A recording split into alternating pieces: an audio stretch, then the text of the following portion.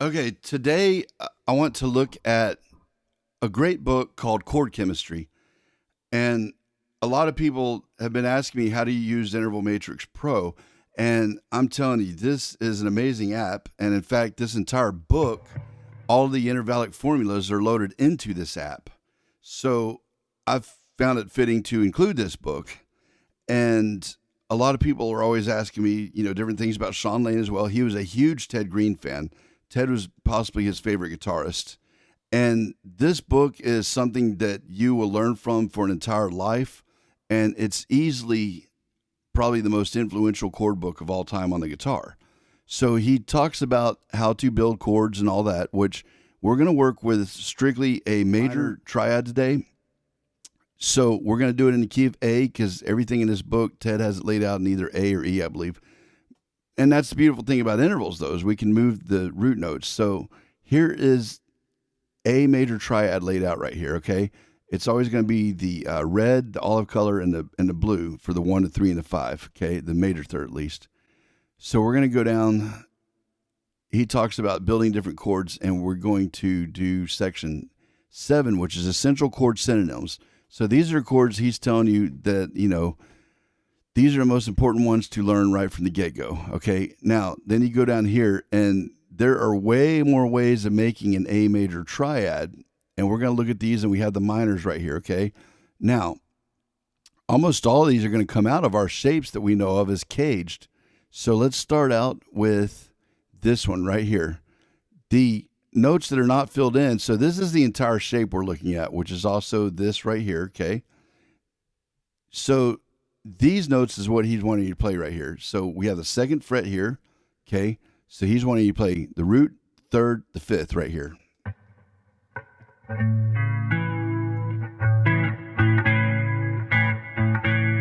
Okay, now we're going to keep this shape. The next one is going to go 3rd, 5th, root right here.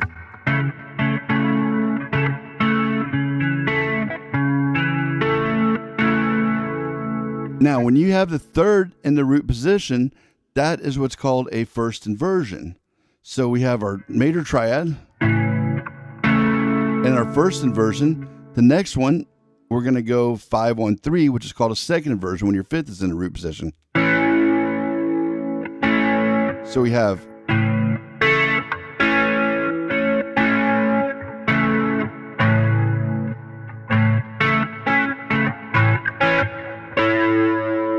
that's the next one. He's got you going up to the 12th fret, which right there, and then so we're going to play these 3. Now, normally if you see an A chord, almost everybody just... But here we have movement within the chord. Okay, the next one, again, same shape, but now he's wanting you to spread these notes out. These are called chord voicings. You want your chords to sound pretty. You want the best chord for the song. I'm going to tell you, one of Sean's best friends was Tony Sutton, and Tony is a great guitar player. And I'm telling you, I've known Tony for 30 years, and for years, he'll be like, man, I saw this one chord in Chord Chemistry. I got to show you this. But when Tony learns a song, because I've actually... we auditioned for a band together one time, and the dude comes in, he knows the right chord for the song, and he had a great teacher named Don Brunch, who was a great jazz player in Memphis. And anyway, Tony is a chord master, and he loves this book, Chord Chemistry, and I'm telling you, you'll learn something brand new every single day by looking in this book. So the next one, again, we have the same shape here, same basic shape. Filled in notes, though, we're going to go 3rd right here. We're going to skip this one. See, we skipped that. And right here, we're going to go to the root note. And then we're going to go to this 5th right here. So we're going to go.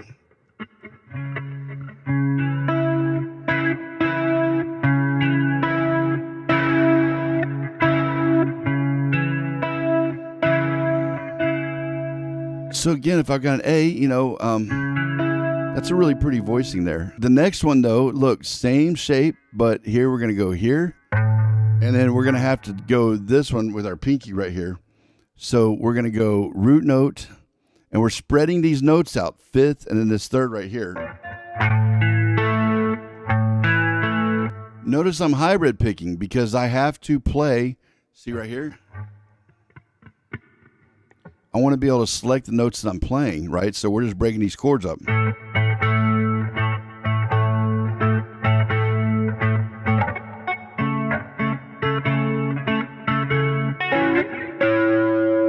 See, all that's an A, but now we're expressing ourselves within that chord.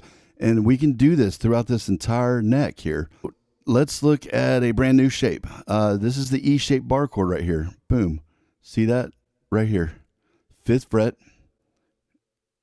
fret, right? And this is your typical.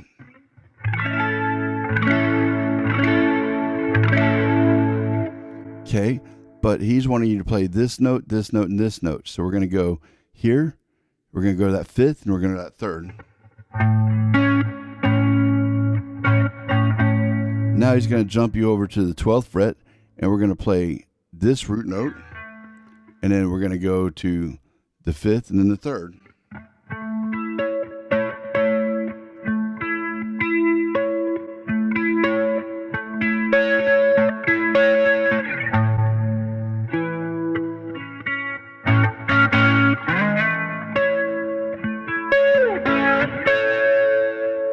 See, now we have a more expressive way of playing just a regular, what you call an A chord, right? Or A triad. So let's look at these three. Okay, 7th fret here. Now, if you notice this, here's that D-shaped chord, right? But he's wanting you to play this note, and this note. So now listen to this. You hear that? This is the same thing as this.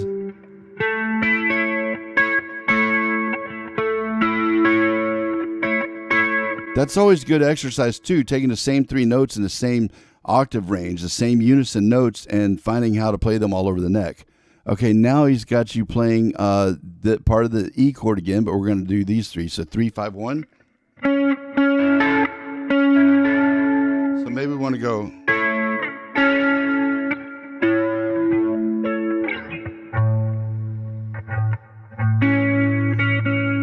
And see, we're just playing around with the same 3 notes everywhere. We can also make massive sweeps and stuff. All right, here we are back on this one. We got these 3 right here. 1, 3, 5, okay? Now, here we're going to play this one, and this one.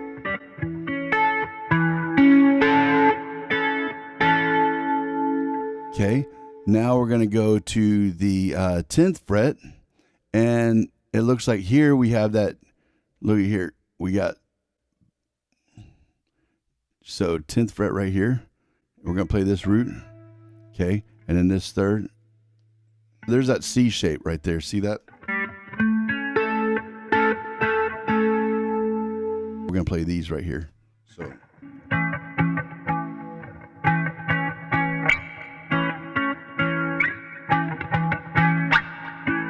Now he's got you playing the same notes right here, but notice the shape is the same too. Okay, 9th fret, here's that D shape right here. We're going to go right here. Right there, see? Now we're going to play these 3. So.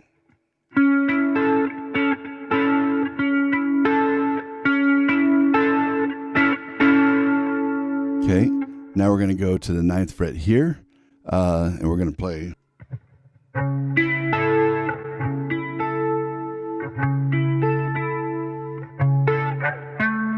And the next one is right there. So we got the 4th fret. We got this 3rd right here.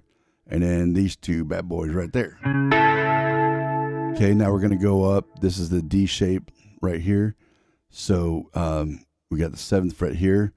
He's wanting you to play the 9th fret here.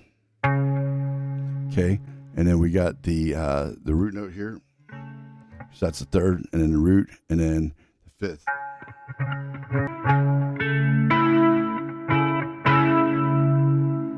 Next one, we got 9th fret,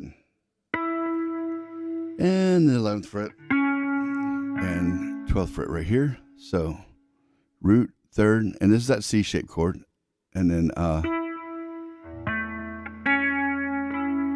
and the 5th here.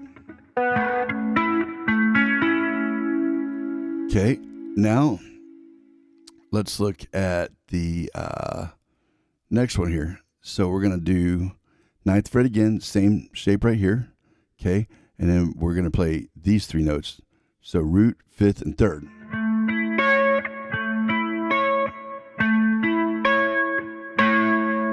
And those wide interval gaps, those always sound really pretty. Okay, so now we're going to go up to this one. So we have representation of the 11th fret here, and it's going to be this 3rd right here, this 5th here on the 12th fret, and then way up here.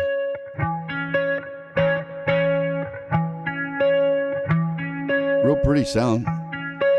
Okay, now again we got 11 here, so it's the same. And then we got this 10th fret here, so we're going to be on this one, and then this 5th. And then 12th fret.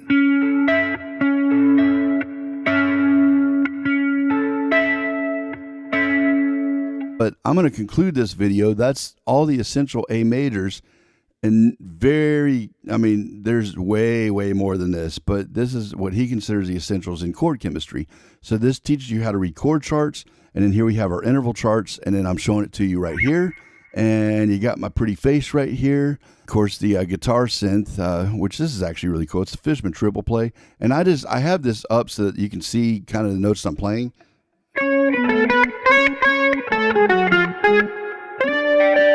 Maybe I want to go. Maybe I want to blend them.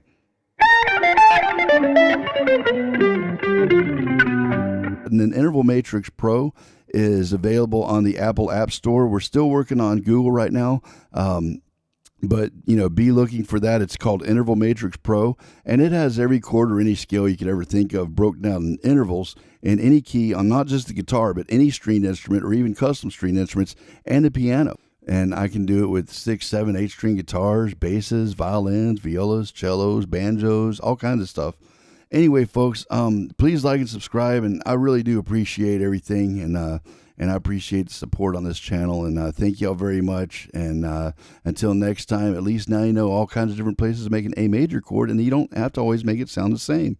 Find the right chord for the song you're trying to do or whatever you're trying to do. Whatever tools are available to you, use them. Use any and all tools available to get your musical thoughts out. That's the important thing.